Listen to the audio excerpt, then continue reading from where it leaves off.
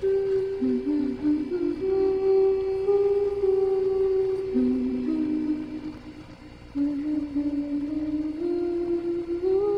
সপ্তাহে একেবারেই নতুন কিছু থাকছে আপনাদের জন্য, এবং জাস্ট স্টে টিউনড এবং দেখুন যে কি হয় আজকে। ওকে, সো আমরা প্রতি সপ্তাহে যেরকম মেইল পড়ি, ইমেল দিয়েই শুরু করি, আজকেও সেরকম একটা ইমেল দিয়ে শুরু করতে চাই। আর এরপরে আমাদের অসংখ্য অসংখ্য অসংখ্য অসংখ্য ঘটনা রয়েছে, এবং আমি আপনাকে অ্যাসিওর করছি যে আজকে যে সমস্ত ঘটনাগুলো রয়েছে সেই ঘটনাগুলো মানে মানে একদম সিম্পলি স্পেশাল। যাই হোক, আমাদেরকে SMS করেছেন হাসান তারেক, আর তার গ্রামের বাড়ি হচ্ছে জারিয়া কাহার ডাঙ্গা, পোস্ট পোস্ট হচ্ছে লখপুর, থানা ফকিরহাট, জেলা বাগেরহাট।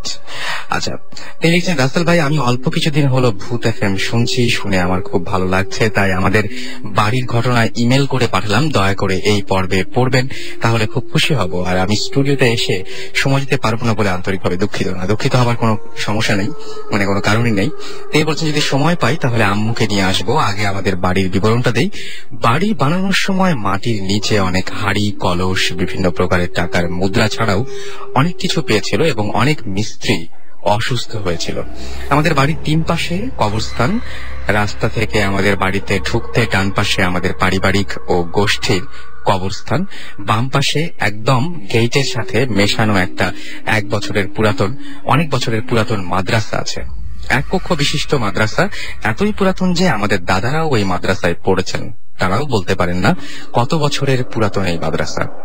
প্রায় 14-15 বছর পড়াশোনা হয় না মাদ্রাসায়, এখন পরিত্যক্ত, এবং বারান্দায় সব সময় একটা খাটনা থাকে। খাটনা হলো মানুষ মারা যাবার পরে যেখানে শুয়ে কবরস্থানে নিয়ে যাওয়া হয়। গেটটা এতই ছোট ছিল যে বেশি হলে একটা ভ্যান ঢুকতে পারে, আর হেঁটে যাওয়ার সময় মাদ্রাসার পিলারের পাশ দিয়ে যেতে হয়। মাদ্রাসা ছাড়ালে বাম পাশে প্রতিবেশীর অনেক পুরাতন কবরস্থান, এবং বাড়ির পেছনেও কবরস্থান। আমাদের বাড়ির চারপাশে ইটের পাঁচুলি দেওয়া, এবং পাঁচুলির চারপাশের জায়গায় 95 কবরস্থান। ঘটনাটা আমার আম্মুর কাছ থেকে শোনা। আমার আম্মু প্রায় অনেক সময় রাতে অদ্ভুত জিনিস ও ভয় দেখতে পেতেন, এবং আমাদের বাড়ির ভেতর কিন্তু হুজুর ও কবিরাজ দিয়ে বাড়ি বন্ধ দেওয়ার পরে এখন বাড়ির আশেপাশে ভয়, মানে এই সমস্ত ঘটনা ঘটে, বাট বাড়ির ভেতরে দেখা যায় না। কিন্তু আম্মু অনুভব করতে পারেন যে পাঁচুলির বাহিরের পাশে কবরের ভেতরে জঙ্গলে অদ্ভুত কান্নার শব্দ, হাসির শব্দ, অসুস্থ মানুষের কাকুতি মিনতি, পচা লাশের গন্ধ, আগুনের গোল্লা দৌড় দিয়ে চলে যাচ্ছে। একজন মহিলা নতুন বউয়ের সাজে লাল শাড়ি পরা, মাথায় ঘোমটা দেওয়া, পাঁচুলির পাশ দিয়ে হাঁটাহাঁটি করছেন। গাছপালা ভেঙে যাচ্ছে ঝড়ে, কিন্তু সকালে দেখলে বোঝা যায় আসলে কিছুই হয়নি। এইসব কিন্তু হুজুরদের কাছে বলা হয়, এবং তারা বলেন যে এই বাড়ির চারপাশে অনেক ধরনের মানুষের কবর আছে, সবাই এক ধরনের নয়, এই কারণে ভিন্ন ভিন্ন ঘটনা ঘটে। আরো হুজুর বলেন যে ওই মাদ্রাসায় অনেক পুরাতন জিনও আছে, ওরা ক্ষতি করবে না, কিন্তু সময় সময় ওদের আচরণ অনুভব করা যাবে, কিছুই করার নেই। চারপাশে ঘুরবে, কিন্তু বাড়ির সীমানায় আসবে না। এই বাড়িতে থাকতে গেলে এই সমস্ত সহ্য করেই থাকতে হবে, এমনই বলেছিলেন সে হুজুর। এবং তিনি বলেছেন যে আচ্ছা, যাই হোক, আমাদের বাড়ির দেয়াল থেকে 6-7 হাত দূরে পাঁচুলি, এবার পাঁচুলির একদম গায়ে একটা রাক্ষসের কবর আছে। রাক্ষস কেন বলছেন সেটা একটু বলি, যে আমার দেখা মতে আমাদের প্রতিবেশী একটা সন্তান হয়, চেহারাটা একটু উইয়ার টাইপের ছিল, আমি বলছি না, সবাই বলা বলি করছিল। প্রাপ্ত বয়স্কর মতো তার গাল মানে মুখ ভর্তি দাঁত ছিল, মানে মুখে একদম প্রাপ্তবয়স্কদের যেরকম দাঁত থাকে সেরকম দাঁত ছিল, এবং তার মাথায় অনেক লম্বা চুল ছিল যখন সে জন্মেছিল আর কি। আঙুলগুলো ছিল অনেক বড় বড়, অদ্ভুত আকৃতির চেহারা, কিন্তু সে মৃত হয়ে জন্মায়। তাকে এই জায়গায় কবর দেওয়া হয়। আমিও পাঁচুলির পরে দাঁড়িয়ে কবর দেওয়া দেখেছি। এমনি ভাবে এখনো কোনো ব্যক্তি মারা গেলে আশেপাশে কবর দেওয়া হয় এই সব জায়গায়। আমার আব্বু ব্যবসার কাজে অন্য জায়গায় থাকলে মাঝে মাঝে বাসায় আসেন, তিনিও কম বেশি ওসব দেখেন এখনো। একদিন আব্বু অনেক রাতে বাসায় এসে ওই রাতে তাদের মধ্যে ঝগড়া হয়, এবং ঝগড়ার এক পর্যায়ে আম্মু বলে আমি বাপের বাড়ি চলে যাব। আমার নানু বাড়ি ছিল পাশের গ্রামে, হেঁটে যেতে 20-22 মিনিট লাগবে। আম্মু চলে যাব বলে ঘরের বাইরে আসে, বাইরে এসেই দেখতে পান ভোর হয়ে গেছে। হাঁটতে হাঁটতে আম্মু গেটের সামনের মাদ্রাসার কাছে চলে আসেন। এসে মাদ্রাসার দেয়ালে পিলারের হাত দিয়ে দাঁড়ায়। হঠাৎ বারান্দায় চোখ পড়ে, দেখে খাটনায় একটা লাশ সাদা কাফনে জড়িয়ে রাখা এবং মুখ খোলা, আর চারপাশে অনেকে বসে কান্নাকাটি করছে এবং আগরবাতির ধোঁয়া উঠছে, কর্পূর ও আতরের গন্ধ আসছে। আম্মু ভালো করে দেখে যে কালাবু নাম করে এক মহিলা, সেই মহিলার লাশ সেটি। আম্মু চোখ ফিরিয়ে রাস্তার দিকে তাকিয়ে চিন্তা করে যে কালাবুকে সকালে কবর দিতে দেখে এসেছি, আবার এখানে কি করছে। এবার রাস্তায় দেখে 4-5 জন লোক মাথায় পাগড়ি পরা, লম্বা পাঞ্জাবি গায়ে, মাথায় করে কাঠ নিয়ে যাচ্ছে। মানুষের ক্ষমতা চাইতে অনেক বেশি ওজন সেই কাঠের। আমাদের পাশের গ্রামে অনেক লোক ভোরবেলায় কাঠ নিয়ে খুলনায় বিক্রি করে। আম্মু চিন্তা করছে তারা হলে এত কাঠ কিভাবে মাথায় নিয়ে যাবে। এই বলে খাটনার দিকে তাকিয়ে দেখে লাশ নেই, চারপাশে যারা কান্নাকাটি করছিল তারাও নেই। এরপর আম্মুর মনে ভয় হয় এবং ভয়ে রাস্তার সেই লোকগুলোকে ডাক দেওয়ার আগেই তারা মুহূর্তে অদৃশ্য হয়ে যায়। তখন আম্মু ভয়ে নানু বাড়ি না গিয়ে বাড়ি ফিরে আসে এবং বাড়ি গিয়ে ঘড়ি দেখে যে তখন সময় হচ্ছে রাত 2:10। আম্মু মনে করেছিল ভোর হয়ে গেছে। আম্মু সকালে স্বাভাবিকভাবে সুস্থ ছিল। 2011 সালে ক্রিকেট আইসিসির প্রথম রাউন্ডের খেলা চলাকালীন সময়ে আম্মুর আর একটা ঘটনা। আমাদের বাড়ি থেকে বেরিয়ে রাস্তায় গিয়ে 2 মিনিট হেঁটে গেলে আমার বোনের বাড়ি এবং রাস্তার পাশেই বাড়ি। কাছাকাছি হয় আম্মু প্রায় বোনের বাড়ি যায়। এই দিন আম্মু রাত 11টার দিকে বোনের বাড়ি থেকে ফেরার পথে আমাদের গেটের আগে মাদ্রাসার পেছনে রাস্তার পাশে নতুন একটা প্রতিবেশী মহিলার কবর দিয়েছিল 2 মাস আগে। সেই কবরটা বাঁশের চটা দিয়ে চারপাশে ঘেরা, নতুন কবর যেভাবে থাকে। পাশে আর একটা কবর ইট দিয়ে পাকা করা। আম্মু দেখে নতুন মহিলার কবরটি চারপাশে বিভিন্ন তাবলিগ জামাতের যে সমস্ত লোকজন, এই ধরনের লোকজন দাঁড়িয়ে জিয়ারত করছে এবং মাথায় পাগড়ি। পাশে ইটে পাকা কবরটির ওপরে আগরবাতির ধোঁয়া উঠছে, আতর এবং কর্পূরের গন্ধ আসছে। মোমবাতি জ্বালানো, মোমবাতির আলোয় পরিষ্কার দেখা যাচ্ছে না বলে আম্মু হাতের টর্চ লাইট দিয়ে তাদের গায়ে মেরে দেখে, কিন্তু তাবলিগ ইস্তেমার লোকেদের কথা মনে করে মুখে মারে না। এবং আমাদের গ্রামে এটা একটা মসজিদ আছে, মসজিদে তাবলিগ ইস্তেমার লোক মাঝে মাঝে আসে এবং এই জন্য হয়তো কবর জিয়ারত করতে এসেছে তারা এখানে এসে, সেটাই আমার আম্মু মনে করেন। তারপর তিনি বাড়ি চলে আসেন। এরপর সকালে আমাদের বাড়ির পাশে এক লোক হুকুম নাম করে সে আম্মুকে খালা বলে রাখে। সে মসজিদ দেখাশোনা করে। তার কাছে গিয়ে আম্মু জিজ্ঞাসা করে যে মসজিদে কোনো জায়গা থেকে এরকম এই ধরনের কোনো মানুষজন এসেছে কিনা। তখন হুকুম বলে যে না খালা, কোনো জায়গা থেকে কেউ আসেনি। তখন আম্মু সব ঘটনা খুলে বললে সে বলে যে হুজুর দিয়ে ঝাড়িয়ে দিতে। আম্মু কি আর হবে এই বলে হুজুরের কাছে যায় না। পরদিন থেকে আম্মু জ্বরে 25 দিন বিছানায় ছিল। এর মধ্যে হুজুর কবিরাজ দেখে এখন প্রায় সুস্থ। রাস্তা দিয়ে যাওয়ার সময় অনেকে অনেক কিছু দেখে ভয় পেয়েছে। আশেপাশের বাড়ির প্রতিবেশীরাও দেখেছে। প্রবীণ বয়স্করাও আরো বেশি জানে। আমার অন্য 2 ভাই বোন যদিও এখন পর্যন্ত কিছু দেখে নাই। এই ছিল হাসান তারেকের ঘটনা। এবং আমাদের চারপাশে এরকম অহরহই অনেক উদ্ভট ঘটনা ঘটে। সেই সমস্ত ঘটনা নিশ্চয়ই আপনাদের জীবনেও রয়েছে। আর সেই ঘটনাগুলো যদি জানাতে চান আমাদেরকে, বা আপনার জীবনে ঘটনা আছে কিনা এটা যদি জানাতে চান, তাহলে আমাদের SMS করুন, লন্ডনে চলে যাবেন। সো আমি চাচ্ছিলাম যে লন্ডনে যাওয়ার আগে আরো একবার আশিকে নিয়ে আসা যায় কিনা। সো আজকে আশিক আবারও এসেছেন এবং তিনি তাদের সেই পুরনো বাড়ি এবং নতুন বাড়ি মিলিয়ে বেশ কিছু ঘটনা নিয়ে এসেছেন আপনাদের জন্য। তো আমরা আশিক কোনটা দিয়ে শুরু করতে পারি? পুরনো বাড়িটা দিয়ে আগে শুরু করি। আচ্ছা, আমাদের পুরনো বাড়িটা আগে শুরু করা যায়। Fine. So, and thanks again for inviting me. You're most welcome. তাহলে আমি যেটা বলছিলাম যে অ্যাকচুয়ালি একটা ফানি থিং হয়েছে, যেটা যে আপনার খেয়াল আছে কিনা, আমি লাঞ্চ শোতে যেটা বলেছিলাম যে একটা ফিগারের কথাটা, সো মজার জিনিস যেটা হয়েছে, আমাদের লাঞ্চ শো হয়েছিল 23 তারিখে। সো এর মাঝে 2 সপ্তাহ চলে গেছে। এর মাঝে ঘটনাটা ঘটেছে যে আমাদের বাসাটাতে অ্যাকচুয়ালি আমরা থাকতাম আগে, তা আমরা চলে আসার পরে এই বাসাতে আমার বড় বোনরা থাকে। আমরা থাকতাম দোতলায়, এখন আমার বড় বোনরা থাকে 3 তলায়। সো রিসেন্ট যে ঘটনা ঘটেছে যে আমার বাড়ির সামনে একটা বড়ি গাছ ছিল, বড়ি গাছটা এখনো আছে। আচ্ছা। সো আমার বড় বোন হঠাৎ করে খুব ভয় পেল। ভয় পাওয়ার পরে ফোন টোন করে কান্নাকাটি। তো আম্মা তখন জিজ্ঞেস করলো যে কি হয়েছে, তখন সে এক্সপ্লেইন করলো জিনিসটা যে ও দেখেছে একদিন দুপুরবেলা ঘুমিয়েছিল, ঘুমিয়ে থাকার পরে সে হঠাৎ করে ঘুম ভেঙে দেখে সে বড়ি গাছ থেকে ফিগার মানে উঠে আসছে, মানে বড়ি গাছের নিচতলা, তো সে জানাতে দেখছে যে বড়ি গাছের একটা ফিগার চলে আসছে।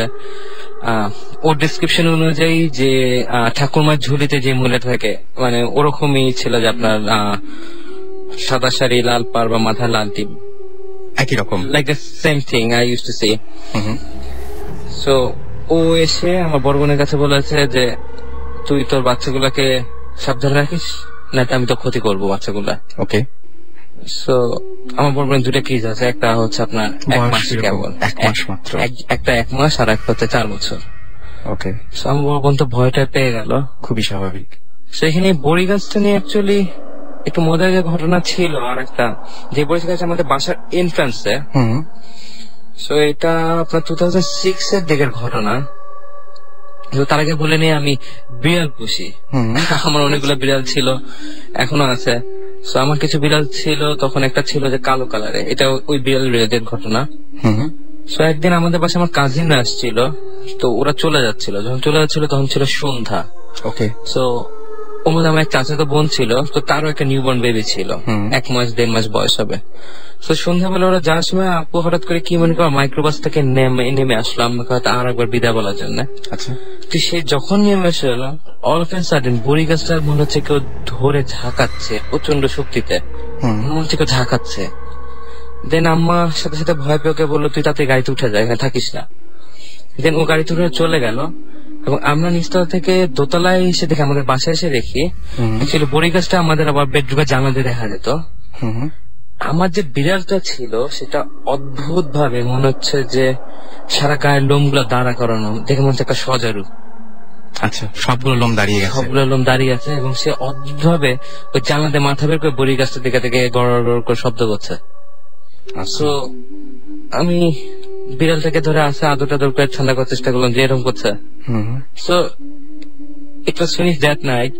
কিন্তু পরদিন সকালে আমরা উঠে যেটা দেখলাম যে বড়ি গাছের একদম উপরের দিকে একটা মোটা ডাল মনে হচ্ছে কেউ জানি ভেঙে নিচে রেখে দিয়েছে। আচ্ছা। সো এটা কে করতে পারে? কারণ যদি পাড়ার ছেলে পেলারা আসতো বড়ি চুরি করতে, তারা যদি নিচের ডাল ধরে ঝাঁকনি দেয় তাহলে তো আপনার উপরের মোটা ডালটা ভেঙে ফেলার কথা না। একেবারেই না, একবারে কোনো কারণই নাই এরকম হওয়ার, একেবারে ভেঙে পড়ার কথা না। আর আমার বিড়াল গুলো এরকম যে মাঝে মাঝে হয়তো দেখা যেত ঘরের মধ্যে মুখে রাউন্ড খাচ্ছে, ছাদের দিকে তাকিয়েছে, কিন্তু গায়ের লোমগুলো সব দাঁড়া করানো। আচ্ছা, আপনি একটা কথা বলছেন বারবার করে যে আপনাদের বাড়িটা, আপনারা যে নতুন বাড়িতে উঠে এসেছেন সেই বাড়িটা করার সময় অনেক কিছু পাওয়া গিয়েছে নিচ থেকে, এবং তারপরে যে বলছেন পিরার দেবে যাওয়ার একটা ঘটনা আমাকে বলছে, একটু বলবেন? সেটা বলা যায় যে আমি লাস্ট এপিসোডে বলেছিলাম যে আমি আমার আম্মার সাথে সায়দাবাদে এক হুজুরের বাসায় গিয়েছিলাম আমার ফ্যামিলি প্রবলেমের কারণে, কিন্তু আমি ওদিন এক্সপ্লেইন করিনি কারণটা কি ছিল। অ্যাকচুয়ালি আমাদের বাড়িটা আমরা বানানো স্টার্ট করলাম 1998 এর দিকে। আচ্ছা। সো 1980 থেকে বানানোর জন্য স্টার্ট করলাম। তো বাড়ি যখন বানানো হয় তখন যে কলাম যে বানানো হয়, মাটিটা গর্ত করে কলাম বানানো হয়। সো বাড়ি যখন কলাম বানানোর সময় উত্তর পশ্চিম দিকে যখন মাটিটা গর্ত করছিল তখন একটা মানে কঙ্কাল বেরোলো, ছোট বাচ্চার কঙ্কাল। এখন মেবি হয়তো ওখানে আগে যারা থাকতো, কারণ ওটা আমরা বাড়ি যখন বানানো শুরু করলাম ওটা তখন ধান ক্ষেত ছিল, আশেপাশে হয়তো কিছু লোকাল মানুষরা থাকতো, হয়তো আগে যারা ছিল তারা কবর এরকম কিছু একটা, কারণ কঙ্কালটা এখনো মানে পচেনি এরকম একটা অবস্থা, মানে এখনো মোটামুটি ঠিক আছে কঙ্কালটা। ওকে, হয়তো খুব বেশি দিন হয়তো কবর দেওয়া হয়নি, এরকম কিছু একটা হবে। আচ্ছা, এটা রুলস হচ্ছে যে এটা নিয়ম, আমরা যেটা ইসলাম ধর্মে আমরা যেটা আমরা মুসলিম যেটা মানে যেরকম কিছু পেলে যে সেটাকে আবার নতুন করে দাফন করে পাশে একটা গর্ত করে হয়তো পুঁতে দেওয়া উচিত। একদম তাই নিয়ম আর কি। কিন্তু কথা হচ্ছে যে আমার আব্বা ওটি করেনি, আমার আব্বা যেটা করেছে যে পাশে আর একটা গর্ত করে সেই গর্তের মধ্যে কঙ্কালটা রেখে দিয়ে গর্তটা ভরাট করে দিল।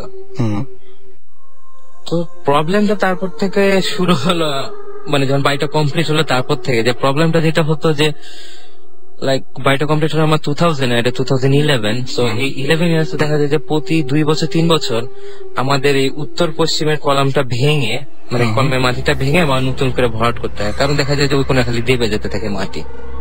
শুধু ওই সাইডটা উত্তর পশ্চিম কলামের নিচে অংশটা, কারণ ওই জায়গাটা এখন দোকান আছে আমাদের, মানে আমরা ওই জায়গাটা দোকান বানিয়ে ভাড়া দেওয়া। তো দোকানের ওই কর্নারটা দেখা যায় প্রতি বছরই 2-3 বছর পর পরে আমরা ভেঙে নতুন করে প্লাস্টার করি। সো সাইন্টিফিক আমরা যদি চিন্তা করি এটা ইঁদুর হতে পারে, কিন্তু আমরা প্রথম মনে করছিলাম ইঁদুর হয়তো বালি সরে ফেলে বা বাসা বানাই টাইপের। তো তারপর আমরা যেটা করেছিলাম যে ইঁদুর যাতে এরকম আবার না করতে পারে, আমরা মনে করেন আপনার ইট সিমেন্ট বালি এগুলা দিয়ে আবার মনে করেন পাকা করে দিয়ে তারপর প্লাস্টার করলাম। আচ্ছা, বাট পরের বছর সেম একই অবস্থা। এখনো কিন্তু দাম আছে ওই জায়গাটা, একটু কিছুটা দেবে গেছে, হয়তো সামনের বছর আবার ভেঙে আবার করতে হবে, এটা কন্টিনিউ হচ্ছে। ওকে। আর যেটা ছিল যে 2000 বাড়িটা কমপ্লিট হওয়ার পর আমরা অ্যাকচুয়ালি বাড়িতে শিফট হয়নি। সো বাড়িটা পুরোটা আমরা একটা ভাড়া থেকে দিয়ে দিচ্ছিলাম, ওনারা থাকতেন 4 তলায় আর নিচে 2 তলা 3 তলা ভাড়া মানে ওনার অফিস করেছিল। সো ওনারা মানে ছাদের নিচ তলায় থাকতেন 4 তলায়। ওকে। সো ওনারা প্রায় কমপ্লেন করতো যে ওনারা শব্দ পাচ্ছে, এই পাচ্ছে, বিভিন্ন শব্দ পাচ্ছে, তো আমাদেরকে বলতো, তো আমরা ওভাবে কেয়ার করতাম না। কিন্তু একদিন ওনারা নোটিশ দিয়ে বসলো অল অফ আ সাডেন যে আমরা বাসে থাকবো না। ওকে। সো নোটিশটা যে দিল কি সমস্যা, তো আমরা যখন জিজ্ঞেস করলাম তখন সে বললো যে একদিন রাতে ওনারা একটা বিকট শব্দ পেয়েছে। ওনারা বিকট শব্দ পাওয়ার পর ওনারা যখন ছাদে গেল, ছাদে যে দেখে ওই পিলারের ওখানে আপনার লাইক একটা আলো, সাদা আলোর মতো। আচ্ছা। ওনারা খুব ভয়টাই পেয়ে গেল। ওনার ভয়টা পেয়ে সাথে সাথে নিচে নেমেছে, দরজা বন্ধ করে দিয়েছিল এবং পরদিন সকালবেলা আমাদেরকে বলেছে যে নোটিশ দিয়ে দিচ্ছে, আমরা বাসা ছেড়ে দিব। আচ্ছা। সো ওনারা চলে যাওয়ার পরে আমরা সাথে সাথে এই বাসা আমরা, কারণ বিভিন্ন ধরনের প্রবলেম এক্সিস্ট করছে, তো আমাদের মনে হয় যে আমরা দূরে থেকে কন্ট্রোল করা ঠিক, তো আমরা নিজেরই বাসে শিফট করে ফেললাম। শিফট করে ফেলার পর এই ঘটনাটা আমি নিজে দেখেছি, যেটা ইট ওয়াজ লাইক বিগিনিং অফ 2005। আপনার একদিন একটা ঝড়ের মতো হলো, হয়তো খুব অল্প ঝড়, লাইক লেস দ্যান 30 মিনিটস, খুব অল্প একটা ঝড়, মানে ঝড়ের যেরকম বৈশাখ মাসে যেমন ঝড় হয় ওরকম একটা ঝড়। সেই ঝড়ে কোনো কিছুই হলো না সারা উত্তরাতে। যেটা হলো যে মনে হলো আমাদের ছাদের মধ্যে বিকট শব্দ, এরকম শব্দ যেটা হলো, তো আমি ছাদে যে দেখি যে ছাদে যে দরজাটা ছিল স্টিলের দরজা, এটা মনে হচ্ছে যে কেউ কাগজ যেরকম করে মুছে রাখে, পুরো স্টিলের দরজাটা সেরকম করে মুছে রাখা, দরজার যে অ্যাঙ্গেল গুলো ছিল সেটা পুরো বেঁকে বাইরে বেরিয়ে আসছে। সো এটা যদি ঝড় হতো দরজা তো উড়ে যাওয়ার কথা, বা আর কথা হচ্ছে দরজাটার সময় লক থাকে, তালা দেওয়া থাকে। সো যে বাতাস এরকম হচ্ছে এরকম, আর বাতাসে যদি হতো তাহলে এটা বাতাসে উড়ে যাওয়ার কথা, এরকম করে হাত যেমন হচ্ছে জানি প্রচন্ড আক্রোশে মুছতে রেখেছে। সো এইসব দেখি অ্যাকচুয়ালি আম্মা ভয়টাই পেয়ে আমি আর আম্মা মিলে সায়দাবাদী হুজুরের বাসায় গিয়েছিলাম, যেটা কথা বলেছি আমি লাস্ট উইকে। তো ওই দিনে আমরা ফার্স্ট সায়দাবাদী হুজুরের বাসায় গিয়েছিলাম, বা ফোনেও যখন ওনার সাথে কন্ট্যাক্ট করেছিলাম তখন আমরা বলিনি যে আমার বাসায় এই সমস্যা হচ্ছে ওই সমস্যা হচ্ছে, আমরা জাস্ট বলেছি হুজুর আপনার সাথে দেখা করতে যাচ্ছিলাম, একটু সমস্যা ছিল, তো হুজুরের বাসায় গেলাম। সো হুজুর এইসব জানার পরে উনি ওনার স্টাইলে যেসব রিচুয়াল করেন, উনি ওই যে 2 হাতে কিভাবে জানি পাথর নিয়ে উনি সুরা করে চোখ বন্ধ করে। সো উনি ওনার ইনভেস্টিগেশনে উনি যেটা বললেন যে এই বাসা তো অনেক, মানে এই জমিটা তো অনেক আগে থেকে, এটা অ্যাকচুয়ালি মানে গভর্নমেন্ট প্লটিং করে আমাদেরকে দিয়েছিল 1986-এ, সো তার আগে তো লোকালরা থাকতো। তো হুজুর বলছে যে এই জায়গায় অনেক আগে, লাইক 100 years বিফোর, এখানে একটা শিব মন্দির ছিল। আচ্ছা। এবং উনি আপনাদের বাসায় জানেন একদম তার জায়গা থেকে, সেখান থেকে তিনি বলছেন। হ্যাঁ, উনি ওনার যেভাবে উনি রিসার্চ করেন, উনি যেমন ওনার মতো যে ইনভেস্টিগেশন করে উনি ওতে, সো উনি যেটা বলছেন যে এই জায়গায় আগে একটা শিব মন্দির ছিল, এবং শিব মন্দির পরে ইট ওয়াজ এ ব্রোথেল দেন, এই জায়গাটা একটা ব্রোথেল ছিল। সো আমরা বললাম তাহলে হুজুর এখন কি করা যায়, তো হুজুর বলে জায়গাটার উপর খারাপ জিনিসের নজর আছে। ও আরো একটা জিনিস বলেছিল, এই জায়গাটা কৃষ্ণচূড়া গাছ ছিল। আচ্ছা। এন্ড ইট ওয়াজ ট্রু, বাসা বানানোর আগে এই জায়গায় আসলে একটা কৃষ্ণচূড়া গাছ ছিল, এবং হুজুর এটা জানার কোনো কারণ নাই, কোনো কথা নাই, একদম আসলে একটা কৃষ্ণচূড়া গাছ ছিল। আমরা বাসার বানানোর কৃষ্ণ গাছটা কেটে ফেলেছিলাম। তো হুজুরকে বললাম হুজুর কি করে, উনি বললেন যে বাসা বন্ধ করতে হবে। তো বাসা বন্ধ করতে হবে, উনি বললেন যে উনি আসবেন, উনি বাসায় এসে বাসার ওই 4 কলামের মধ্যে গর্ত করে কি সব ঘরে পুঁতে দিবেন, বাসার ছাদে 4 কোণে 4টা গজাল পুঁতে উনি কিছু জিনিস করে যাবেন। সামনে ওকে ফাইন, আপনি নেক্সট উইকে আসেন। সো উনি হুজুর যে নেক্সট উইকে আসলেন, হুজুর নেক্সট উইকে আসার মাঝে আমাদের পাশের প্লটে যারা থাকে তারা হচ্ছে আবার লোকাল, আচ্ছা, মানে দীর্ঘদিন ধরে আছে।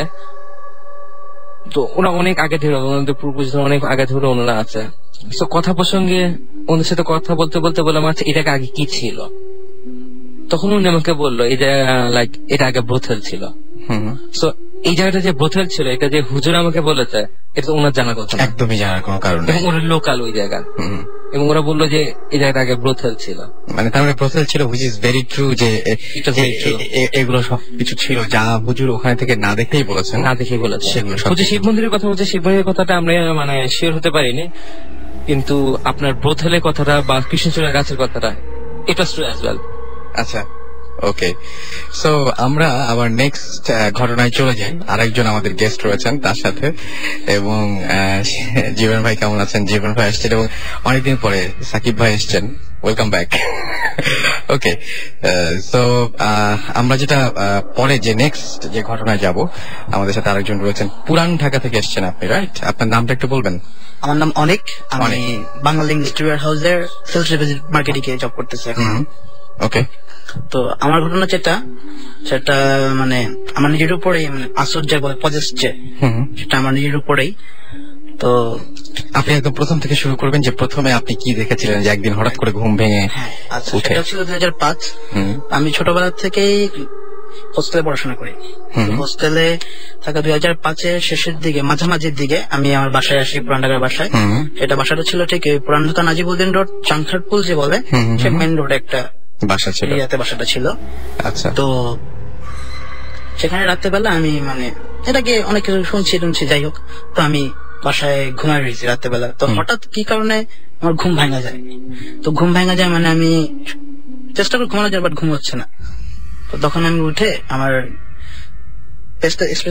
এরকম ছিল যে আমার রুম থেকে বের হয়ে বাথরুম, এবং তারপরে পুরান ঢাকা একদম ট্র্যাডিশনাল যে বাড়িগুলো হয় সেরকম একটা বাড়ি, একদম বাসার মেন সিঁড়ি, রাইট। তো তখন আমি বাথরুমে গেলাম, ফ্রেশ হয়ে যখন আমি বাথরুমের গেটটা খুলে বের হয়েছি, তো তখন মনে হলো যে 3 তলার থেকে রানিং অবস্থায় নতুন বউ, পুরাপুরি নতুন বউ, এবং গয়নাগাটি পড়া, মানে একটা বউয়ের যা থাকে এভরিথিং, সে রানিং করে নিচে একদম 1 তলায় যে চলে গেছে। তো আমাদের এই বাসাটা সিস্টেম যে পুরান ঢাকা খুব বন্ধ বাসা, তো আলো হওয়ার জন্য একদম ছাদ থেকে নিয়ে একদম 1 তলা পর্যন্ত একটা করে ফাঁকার সিস্টেম থাকে, যে আলো যেন আসে। তো আমি চিন্তা করলাম একটা সময় যে জিনিসটা কি, বাসায় তো কোনো বিয়ে শাদী নাই, কিচ্ছু নাই, তো বউ কোত্থেকে আসবে বাসায়। ওই চিন্তাটা করে আমি উঠে গ্রিলের ফাঁকাটা দিয়ে খুব নিচে নামিনি, আমি ফোক দিয়ে উকি দিয়ে দেখলাম। তো ওই সময় দেখলাম জিনিসটা, তো পুরাটা সে যখন মানে ঘুরে যখন আমাদের ফেস টু ফেস চোখে চোখ, তো পুরা চোখ দিয়ে তার ব্লিডিং, চেহারাটা মানে অন্যরকম, মানে বলার মতো না, নর্মাল, ঠিক আছে। আর তার গলার ঠিক এই নিচে দিয়ে কাটার মতো বলে, মানে এখান দিয়ে পুরো একটা যে গলার যে রকটা যেখানে গেছে, ব্লেড দিয়ে কাটলে একদম চিকন করে পুরো একদম রাউন্ড ফিগার, একটা রাউন্ড ফিগার যে কেউ ব্লেড দিয়ে টান দিছে, এই সিম্পল এখানে ব্লাড। আমি আশিক ভাই আপনাকে বুঝতেই পারছেন যে আপনিও একটা মানে আজকে আপনি এসেছেন এবং আজকে উনিও এসেছেন, আপনি আপনার লাইফে যেরকম একটা ঘটনা আছে, এরকম একটা মেয়ে দেখেন, মোটামুটি একই রকম, এবং মানে ঘটনাটা, ওনার ঘটনাটা ঠিক আপনার ঘটনা একরকম, ওনার ঘটনা একদম আলাদা, কিন্তু মানে ব্যাপারটা না, তারপর যেন কি হলো। তো এরপরে দেখার পরে মানে ওই সময়টা মনে হলো, মানে কি, যখন আমি দেখতে মানে মনে হচ্ছে যে জিনিসটা আমার কাছে আসবে, তখন আমি লাউডলি চিৎকার করে তো ঘরে। এরপরে যেটা আমি শুনি 3 দিন পর্যন্ত আমার অনেক প্রচন্ড পরিমাণ জ্বর ছিল শরীরে, মানে অবস্থা খুব সিরিয়াস অবস্থা ছিল। তো 3 দিন পর সুস্থ, ওকে, নর্মাল। বাট ওদিন রাতে পরের দিন যে জিনিসটা, যে পরের দিন সকালবেলা যে যে জিনিসটা নামে নিচে গেছে, প্রত্যেকটা মোড়ে মোড়ে রক্ত, ব্লাড, মানে সবাই স্টেপে ধাপে ধাপে, এবং সিঁড়িতে লিং এবং তাজা রক্ত যেটাকে বলে। আমি এই ঘটনাটা একদম মানে পুরোপুরি যখন শুনেছিলাম, তখন আমি বলেছিলাম যে এইটা কিভাবে হতে পারে। তখন আপনারা যেটা বলেছিলেন সেটা হচ্ছে শুধুমাত্র আপনি একাই না, আপনাদের বাসার অন্য যারা আছে, সেটা তো আমি দেখিনি, বাট আমি তো 3 দিন পরে আমার সেন্স ফিরছে, কিন্তু মানে আমার বাসার অন্য তাদের মুখ থেকে সবাই দেখছে, আমার বাবা মা আছে। এই মেয়েটাকে সেটা মানে পরে জানা গেছে, এটা মানে বাসাটা অনেক পুরনো বাসা, এই বাসায় মানে এটা কবে স্বাধীনের আগে, মানে এই দিনটাই, এই সময়টাই, এই রাতেই, মানে যে রাতে আপনি দেখেছেন এখানে, এই সময়টাতেই বিয়ে হয়েছিল। বিয়ের রাতে মেয়েটাকে প্রথম মানে মেরে ফেলা হয়, এই টাইপের কিছু একটা ঘটনা ঘটেছিল। এবং এই মেয়েটাকে আপনি আবারও দেখেছেন? আবারও দেখেছি। সেটা মানে আরো 2007 সেটা হচ্ছে আরো ভয়াবহ, মানে এই ঘটনাটা হচ্ছে আরো ভয়াবহ এবং নাটক। এরপরে আমি পজেস্ট, একদম এরপরে আমি পজেস্ট, সেটা 2007 অথবা মাঝখানে 2-3 বছর গ্যাপ। বাসা এটা না, বাসা কিন্তু অন্য বাসা শিফট করছে, আমরা অন্য বাসা চেঞ্জ করছি। আচ্ছা, সেটাও সেই পুরান ঢাকার স্টাইল, মানে সেই আগেরকার মতো বাসা, মানে এলাকা চেঞ্জ করেনি, বাসাটা চেঞ্জ হয়েছে, এলাকা সেই নাজিমউদ্দিন রোডে সেখানেই। তো আমার একটা খুব সিস্টেম যে আমি রাত্রেবেলা অনেক রাত জাগি, গান শুনি, গেমস খেলি কম্পিসিতে। তো সেদিনও রাত্রেবেলা আমি গেমস খেলতেছি। তো হঠাৎ রাত্রে 2টা-2টার দিকে মানে এরকম উঠছি, ওঠার পরে গেম ফ্রিজ করে বোতলে পানি খেয়ে চুইংগাম চাবাইতেছি, আমি আবার পিসি সেটে বসছি করতেছি। তো ঠিক ওই সময় আমি যখন উঠলে আমার জানলাটা আছে রুমের, তো জানলা দিয়ে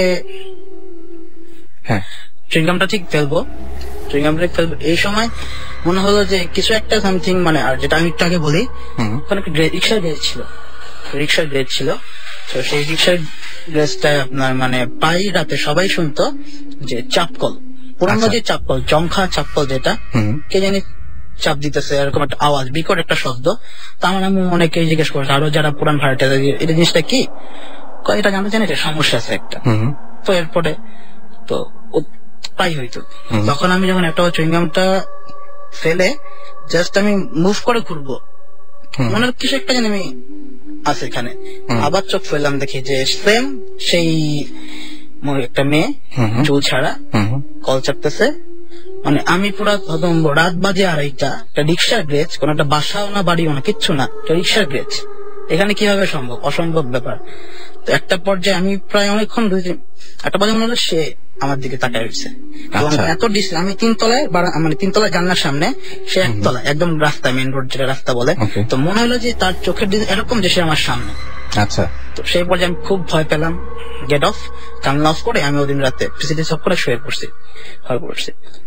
এটার কয়েকদিন পর থেকে আমার আম্মু কাজ করতো, যখন সে একা থাকতো প্রায় তার কানের সামনে ফিস ফিস করে বলে, সে যখন একা থাকতো তখন কে জানি বলতো যে তোর ছেলেরে দিয়ে দে, তোরে আমি অনেক টাকার মালিক করে দিব, তোর ছেলেরে দিয়ে দে, তোরে আমি অনেক টাকার মালিক করে দিব। এক্স্যাক্টলি, মানে প্রায় এই জিনিসটা হয়তো যখন আমার মা একা থাকতো। আচ্ছা, একা থাকলে এই জিনিসটা হইতো। ওকে। তো একদিন আমি এরকম সন্ধ্যার দিকে ছাদে, মাগরিবের পর আমি ছাদে গান শুনতেছি একা। তো মাগরিব থেকে এশা হয়ে গেছে, এশার নামাজ শেষ, আমার আব্বা আম্মা আমার তাদের রুমে এসে বসে রয়েছে। তো আমি তখন ছাদ থেকে নেমে এসে তাদের বসি। তারা ছাদ থেকে নামার পরে যেটা হয়েছে সব আমি বাকিটা তার আমার আব্বা আম্মার মুখ থেকে শোনা।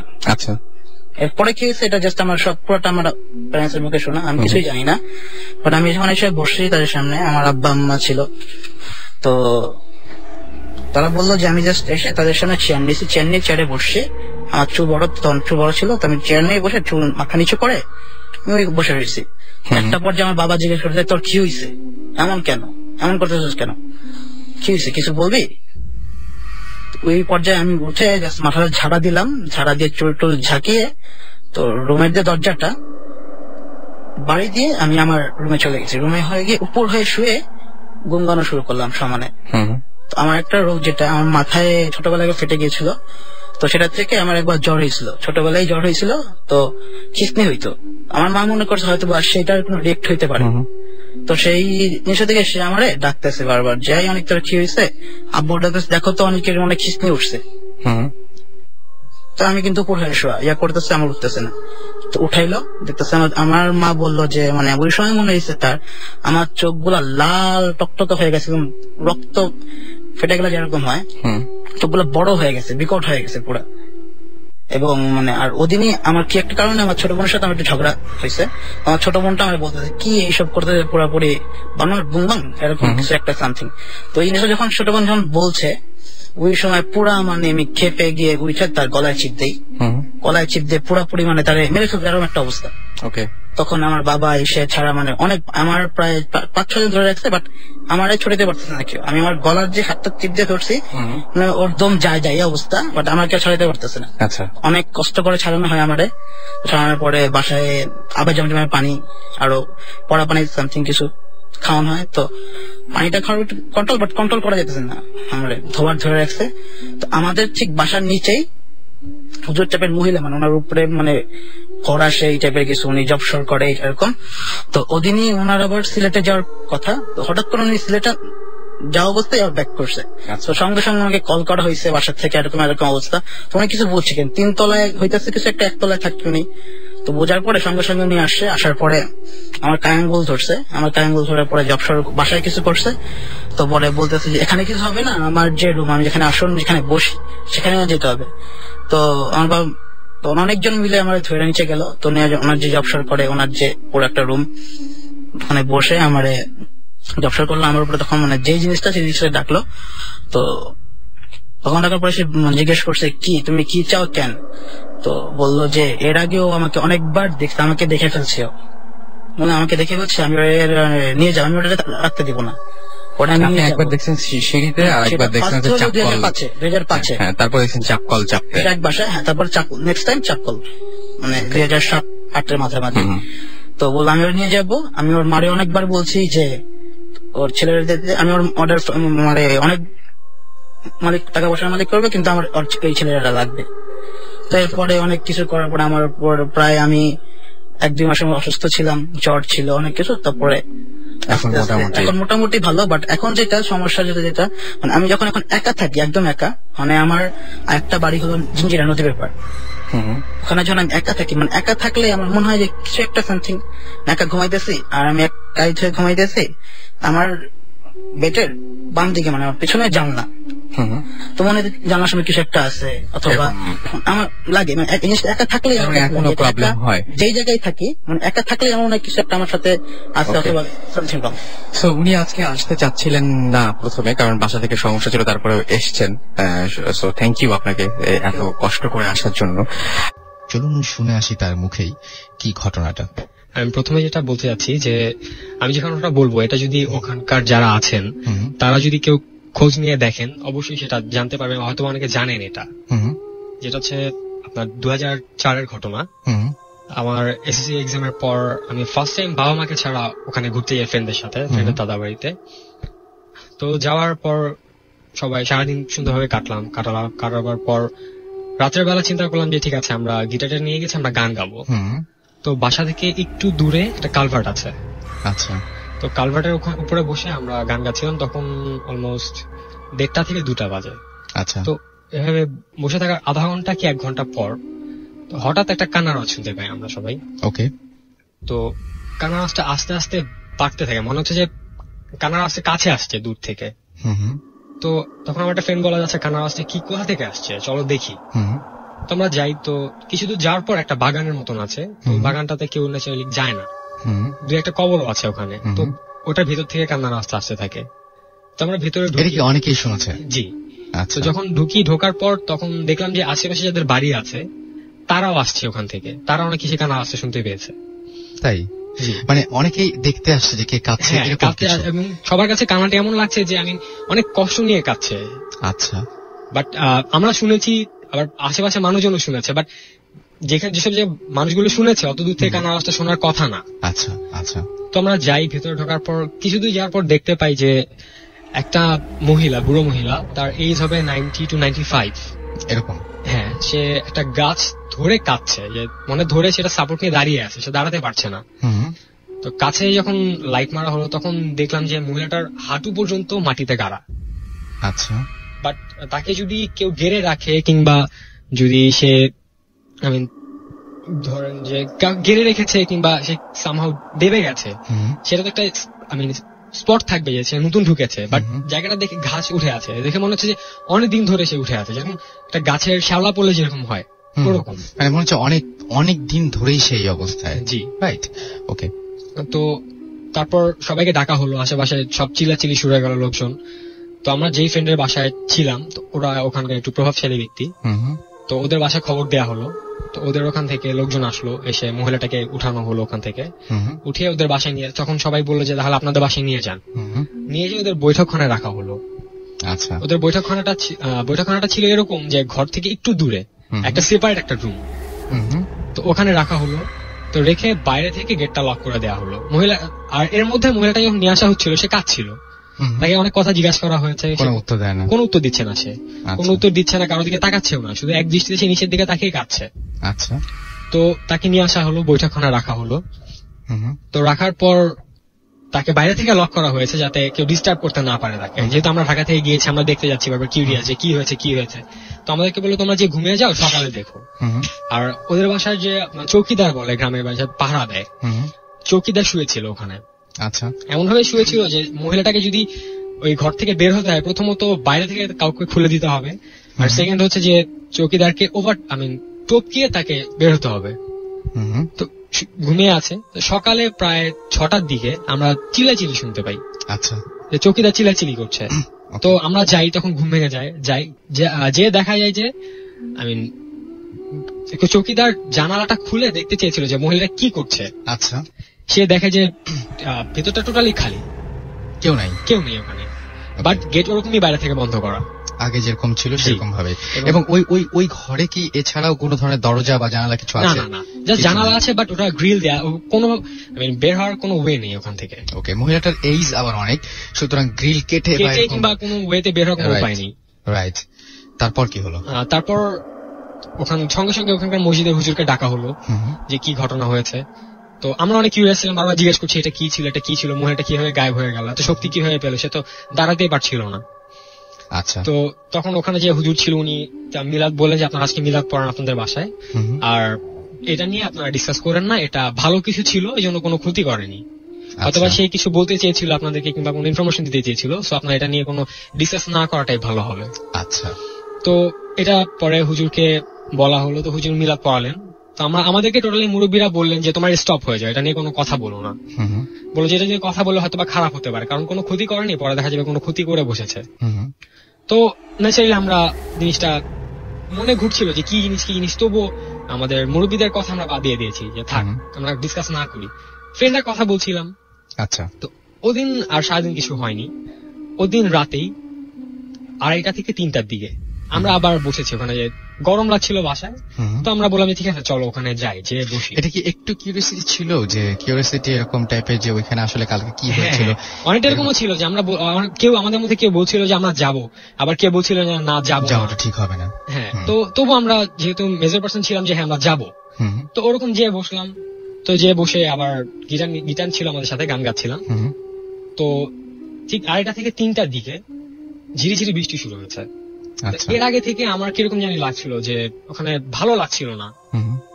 আমার একটা ফ্রেন্ড, শরীরটা ঠিক ভালো যাচ্ছিল না, কেমন জানি মাথাটা ধরছিল, কেমন একটা ফিল হচ্ছিল, এক্সপ্লেইন করা যাবে না।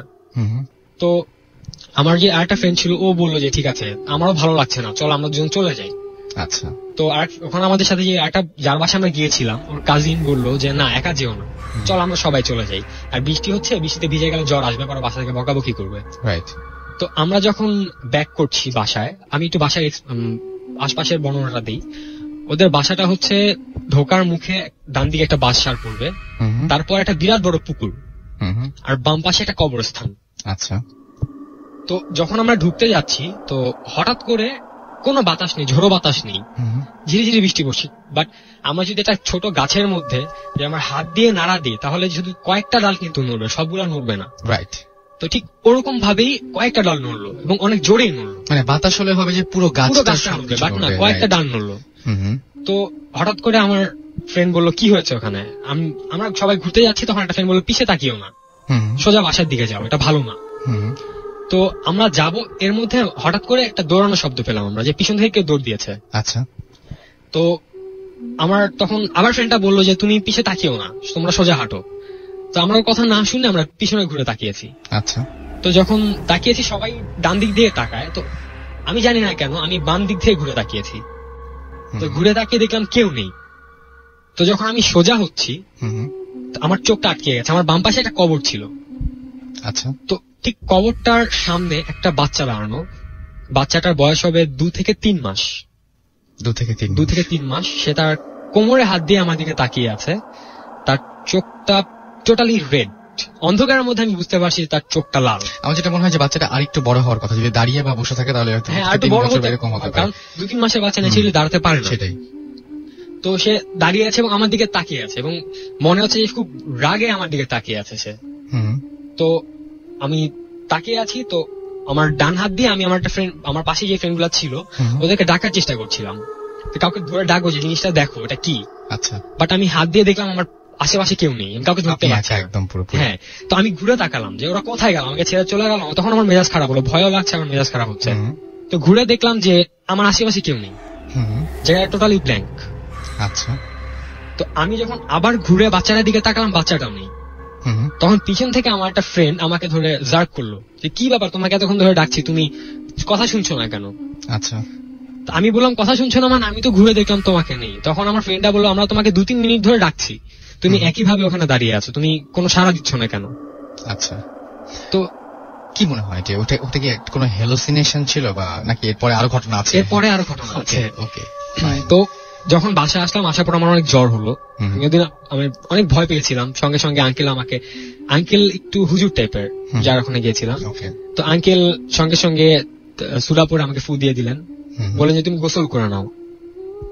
তো আমি গোসল করে নিলাম, গোসল করে আমি বললো তুমি ঘুমিয়ে যাও, আমাকে একটা স্লিপিং পিল দিল, বলে যে তুমি নাহলে তুমি ঘুমাতে পারো না, তুমি ঘুমিয়ে যাও।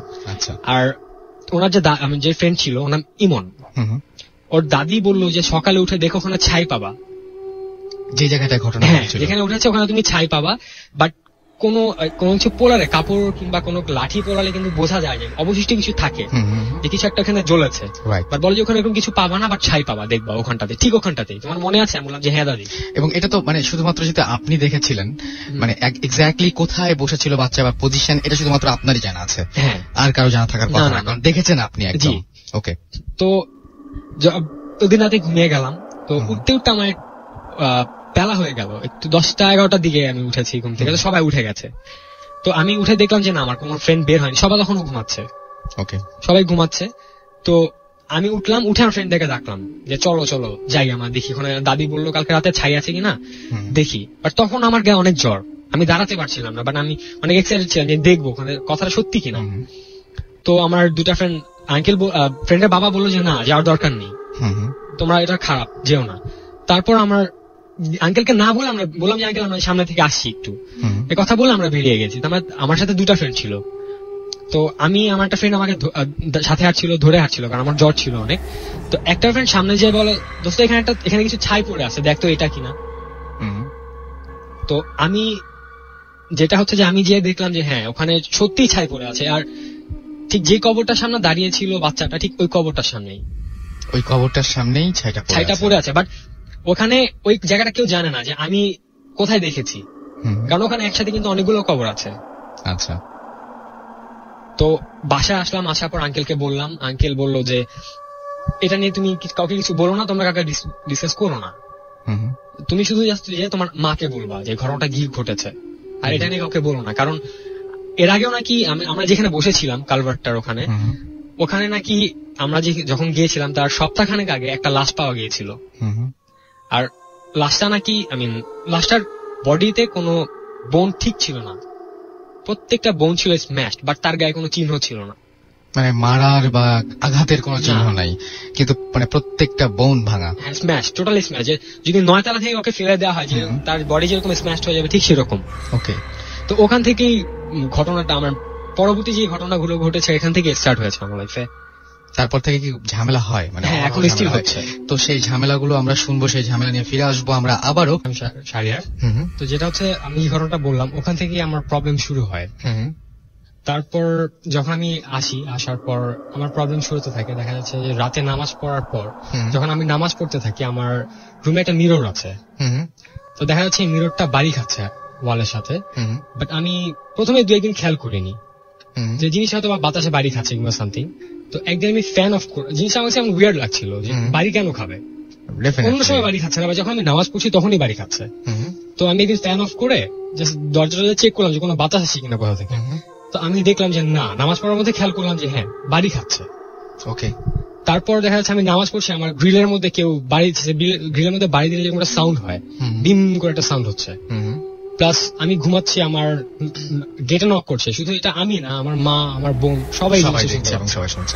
ইভেন আমি নামাজ পড়ছি, আমার পায়ে এসে জাস্ট 3টা আঙ্গুল দিয়ে যদি আমার পায়ের মধ্যে স্ক্র্যাচ করে যেরকম ফিল হবে, ঠিক সেম থিং। ওকে, এটা আমি চেক করে দেখেছি যে না, এটা কোনো ককরোচ বা কোনো ইনসেক্টস না। আর সব থেকে বড় যে জিনিসটা আমার সাথে রিসেন্টলি হয়েছিল, অক্টোবর মাসে আমি অ্যাক্সিডেন্ট করি। তো আমি অ্যাক্সিডেন্ট করি আমি রাস্তায় যাচ্ছিলাম, বাইক চালাচ্ছিলাম, তো ওই সময় একটা ছেলে আই ডোন্ট নো কোথা থেকে এসেছে, জাস্ট সাডেনলি সে দৌড় দিয়ে আসছে সামনে। ছেলেটাকে আমি আগে দেখিনি, যদি দেখতাম তাহলে হয়তো আমি ডানে বাইরে খেয়াল করতাম যে কেউ আসছে কিনা, বাট না, সাডেনলি সে এসেছে। আসার পর সে আমার বাইকের সাথে ক্র্যাশ করে। ওকে, বাইকটা কি খুব বেশি স্পিডে ছিল? না, আমার বাইক ছিল অনলি 45। ওকে, করার পর জাস্ট আমার পিছনে একটা ফ্রেন্ড ছিল, আজকে আসার কথা ছিল, ফর এনি রিজন সে আসতে পারেনি। তো বাড়ি খাওয়ার পর আমরা দুজনই দেখতে পাই এবং পড়ে যাওয়ার পর আমার হেড অফ নেক, কোমরে হাড়িটা বোনটা ভেঙে যায়। তখন লোকজন জড়ো হয়ে যায়, ইভেন পুলিশও ছিল ওখানে, এটা শঙ্করে। তো তখন লোকজন জড়ো হয়ে যায়, তখন বলতেছে ভাই আপনি কিভাবে পড়লেন? তার মানে যারা আপনারা দুজন ছাড়া বাকি কেউ কয়েকজন দেখেছে, কেউ দেখেছে বাড়ি খেয়েছে, আবার কেউ দেখেছে না এমনি পড়ে গেছেন। কিন্তু যার সাথে বাড়ি খেয়ে পড়লেন সে কোথায়? দানিশ। আচ্ছা, সে কেউ দেখেছে সে আমার সাথে বাড়ি খেয়েছে, বাড়ি খাওয়ার পর তাকে আর কেউ দেখেনি। আচ্ছা, আবার কেউ দেখেছে আমি এমনি পড়ে গেছি। আচ্ছা, দেখি দিনে না রাতে? এটা আপনার অলমোস্ট 8:30।